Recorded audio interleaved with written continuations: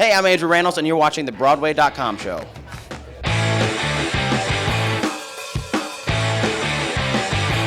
Welcome to the Broadway.com show, your weekly roundup of the hottest headlines, or as we like to think of it, a break from watching Defying Gravity bootlegs on YouTube. Let's kick it off with the news. What's the buzz, Kathy? The man who gave us the naughty adventures of Ruprecht in the hit musical Dirty Rotten Scoundrels will now turn his talents to Bluto, Otter, Flounder, Doug Niedermeyer, and the lovely Mandy Pepperidge. Yes, David Yazbek has signed on to compose the score for Animal House, and we have no doubt that he can capture the spirit of the Deltas, the Omegas, Dean Wormer, and all of our favorite folks at Faber College. Get ready for a Broadway musical food fight. Broadway.com Audience Choice Award winner, Olivier Award nominee, and Phantom fave Sierra Boggess is returning to Times Square. Yes, Broadway's original Ariel is making her New York cabaret debut with a brand new show of eclectic music at 54 Below on August 19th and 26th.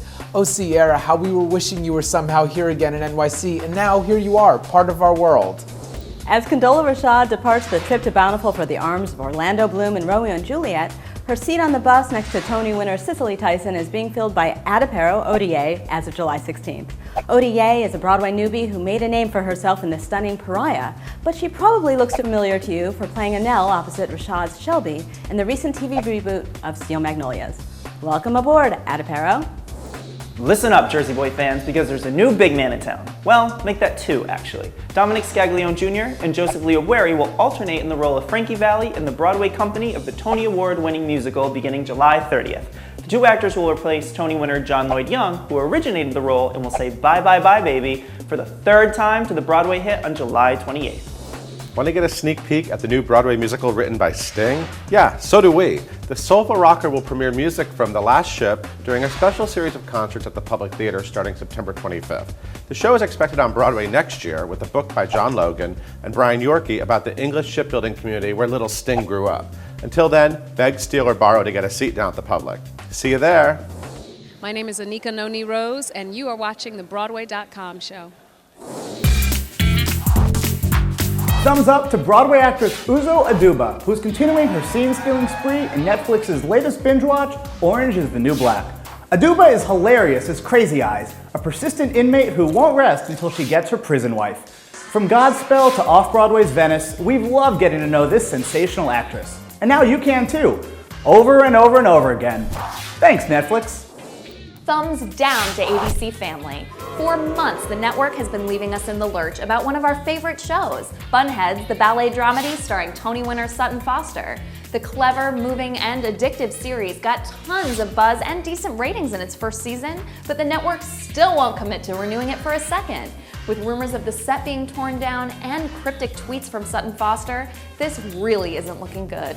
Come on, ABC Family, just give it to us straight. We can handle it, we think.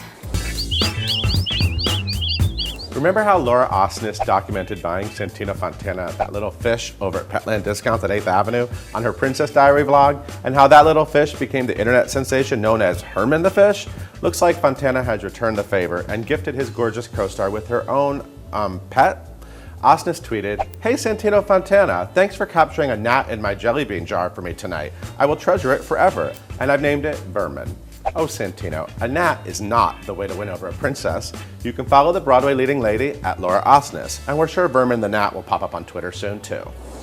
You're watching the Broadway.com show.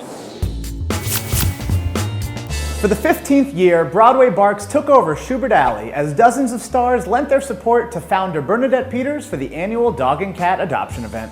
With Tony winners everywhere, we asked the actors what award their pets would win if they could just get their paws on a trophy. Most dramatic, to Smudge, my cat Smudge. Most dramatic, she's a dramatic mother and she hates her children. She's mommy dearest. Best piglets for eating them. They eat so much. My cat Dasher would definitely get sound design because he wakes me up every morning with his meow, so he gets the sound design Tony for sure. Oh, best Prance. Oh yeah? Yes, they're prancers. And the little one just had cataracts removed and can see perfectly now. So, you know, really good now, really good. Best actor who sleeps under the bed. Best at gnawing on arms. Leading pooper, like best Best Pooper, probably. Best Pooper. Best poop in a musical. Best featured pooper, maybe, because he's kind of a scene stealer, so definitely best featured pooper. In last week's Broadway Smackdown, we asked fans to choose their favorite fundraiser, the G-rated Broadway Barks or the R-rated Broadway Bears. The dogs have it with 60% of the vote. This week, take a close look at a pair of animated characters being voiced by Broadway favorites in Frozen. Which star got the best tune? Jonathan Groff as Kristoff or Idina Menzel as Elsa the Snow Queen? Tweet your vote to BroadwayCom with the hashtag #BWaySmackdown and tune in next week for the winner. With the recent announcement that veteran Broadway producer Kevin McCullum has joined a development deal to bring the movies of 20th Century Fox to the Great White Way, we thumbed through the possible titles and came up with our wish list for screen-to-stage adaptations. Grab some popcorn and help us count down this week's High Five. At number 5, we're holding our breath for Waiting to Exhale. Imagine Heather Headley, Audra McDonald, and Divine Joy Randolph getting together and blowing the roof off the theater. This story of blonde ambition on Wall Street from an 80s Staten Island chick screams musical theater. Big production numbers and even bigger hair makes Working Girl our number 4 choice. A courtroom musical comedy set in Alabama with serious attitude imported straight from the streets of New York? Yeah, My Cousin Vinny is our number 3. Forget about it. At number 2, we have the Robin Williams vehicle, Mrs. Doubtfire. This hilarious tale about a divorced man posing as household help seems like a natural fit for a comic musical actor. Paging Norbert Leo Butz, put on a wig and win your 3rd Tony Award. And our number 1 screen-to-stage pick is The Devil Wears Prada, which features a demanding fashion magazine editrix who makes life a living hell for her hapless underling. Is there anyone besides Patti LuPone to fill these Jimmy Choos? No, that wasn't a question. Hats off to our star of the week, Jane Lynch, who just completed her run in Annie on July 14th. Lynch made her Broadway debut earlier this summer as Miss Hannigan, and audiences simply couldn't get enough. This week also saw the premiere of Lynch's new NBC show, Hollywood Game Night, where celebs and real people get tipsy and play a wide variety of party games. Hey Jane, if you're ever looking for some more real folks for your show, call us. Thanks for joining us this week. Before we leave you, check out this exclusive wrap from the cast of First Date, which is shaking up for a week while star Zachary Levi heads to Comic-Con.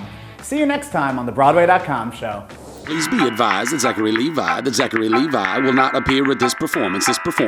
Please be advised that Zachary Levi will not appear at this performance. But my first date's gonna be the worst date if there isn't any audience in the first place. And I promise you, my performance will be first rate. On the very first day, I'll step on the Broadway stage. And first day, remember the name. On July 16th, you'll be glad that you came. First day, remember the name. Through the 21st year, you'll be glad that you